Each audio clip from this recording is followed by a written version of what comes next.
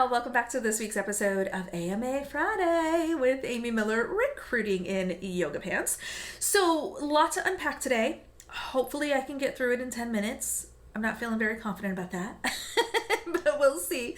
But today we're going to talk about working with multiple recruiters at the same company. Last week we talked about applying to multiple roles at the same company. This is kind of a part 2 to that, so I will link to that video above if you have not already watched it. Might be helpful, set some context into how you might end up with multiple recruiters at the same company. Not required though. So, but here's the idea. Recruiters care about something we call tagging and sharing. Tagging and sharing is a term I've seen used at a lot of different companies, and it involves tagging a candidate, and that could mean I'm putting my name on your profile. I am your recruiter. I own you. Candidate ownership is a whole other thing. We'll do a video on that someday. It's a goofy term. But anyway, so I've tagged your profile. I am the responsible party for you. Okay.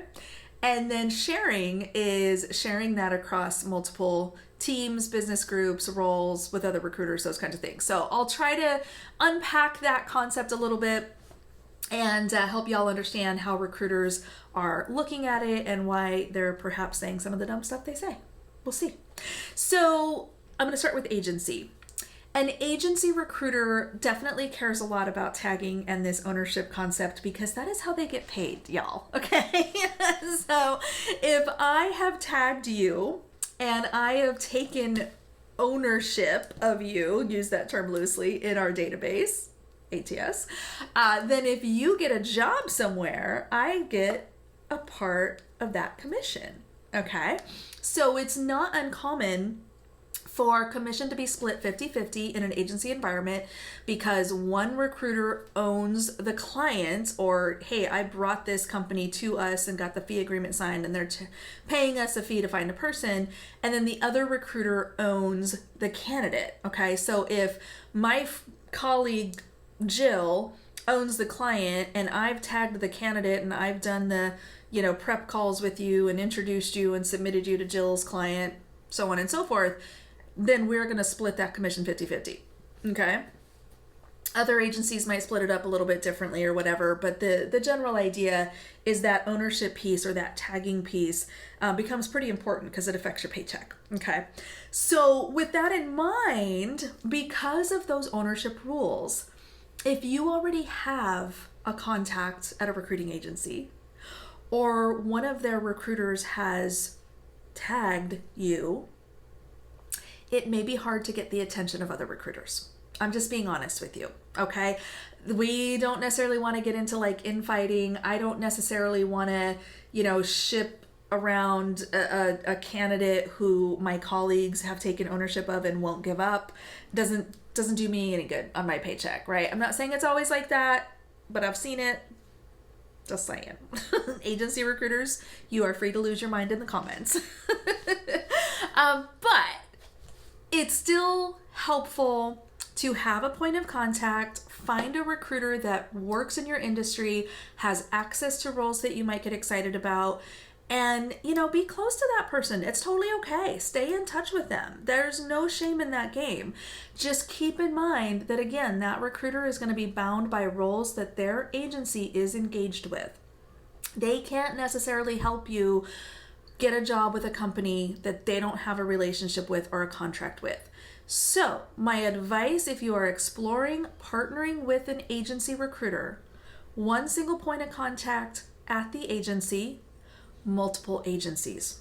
That, my friends, is the trick, because again, those agency recruiters have access to a certain number of roles. It is companies they've engaged with, companies who've signed a contract with them, roles that have been released to said agency to work on, those kinds of things. So now some of them will tell you that they can be your agent and they're going to go out and find you a job. No. They are going to go out and find new business for themselves. We talked about that in How Do Recruiters Get Paid. That's another video you can also check out. Doesn't mean you can't trust them and work with them. You can and you should. One recruiter per agency, as many agencies as you want. That's what I would do. Okay, That's the agency side. Going to the corporate side, the tagging and sharing stuff still applies to a degree, but in a slightly different sense, because a corporate recruiter, first and foremost, a corporate recruiter should be coming from the perspective of, I need to bring people to my organization.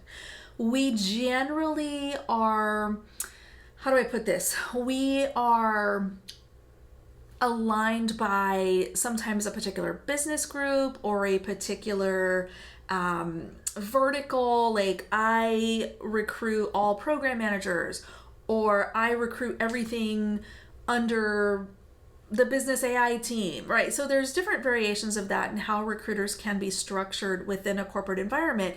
But all of us should be working for the same goal, which is to bring people to the company.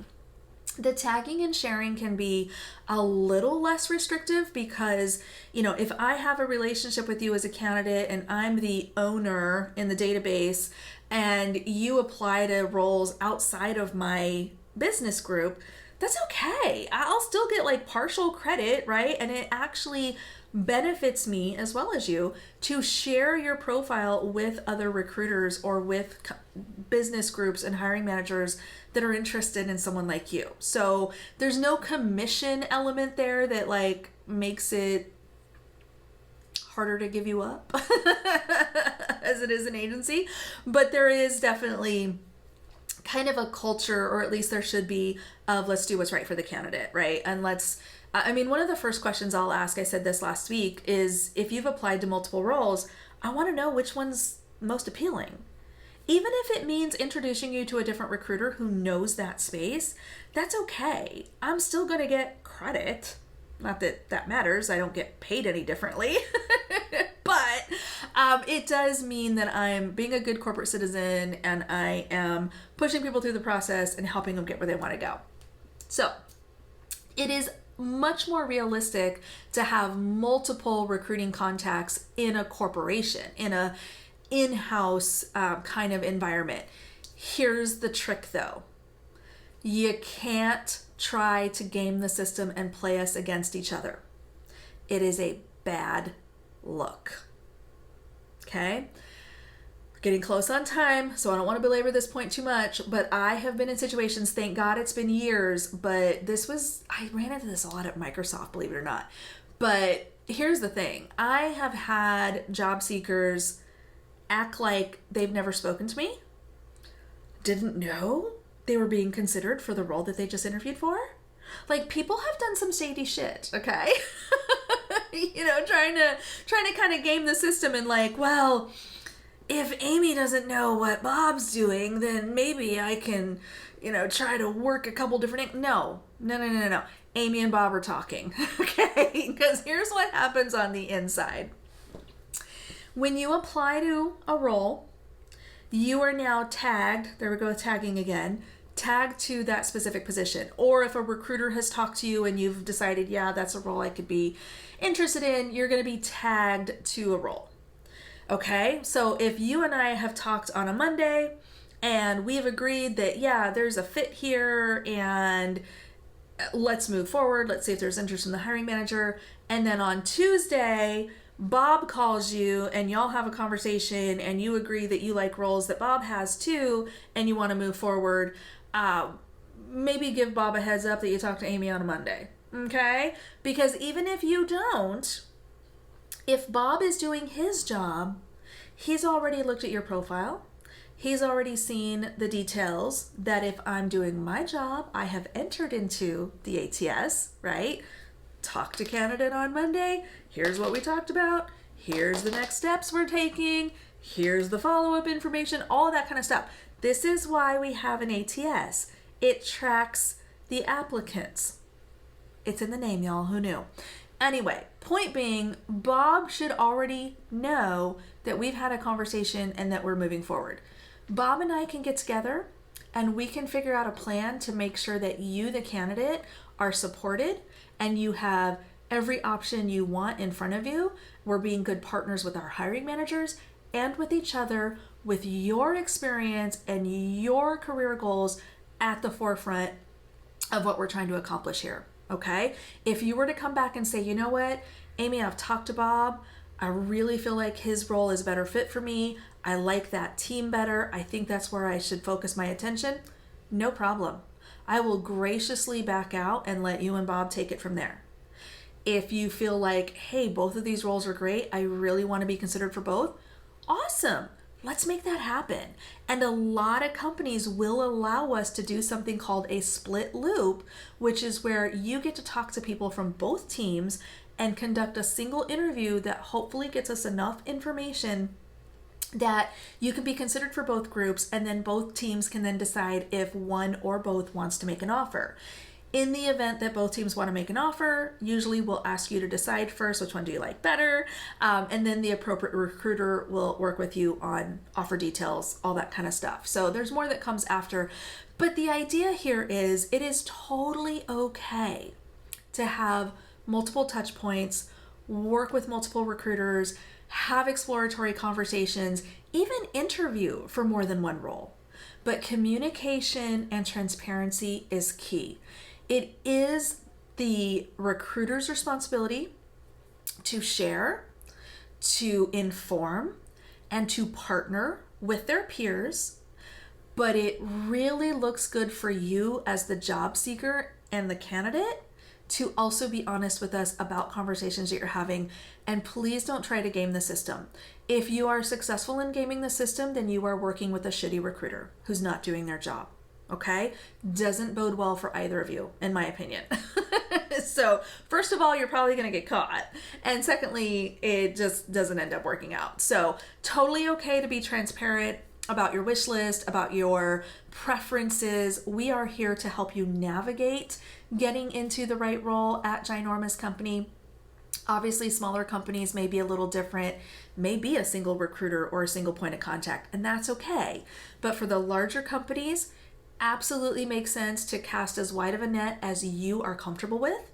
Talk to as many recruiters about as many jobs as makes sense for you. And as you get closer to the finish line, that's where we start seeing that funnel narrow until hopefully you've successfully interviewed for your dream job and you're getting the one offer that matters. All right, y'all, definitely went over 10 minutes. I knew I would, but hopefully that helps, gave you some context around how multiple recruiters on the agency side or the corporate side can be beneficial to you in your job search. But just keep in mind, honest communication and lots of transparency is going to get you a lot farther than trying to manipulate the system. All right, hope that helps. Go ahead, leave me a comment down below. Let me know what you think. If you've worked with multiple recruiters, whether it's at a single company or multiple companies, I'd love to hear your experiences. And with that, we'll see you next week.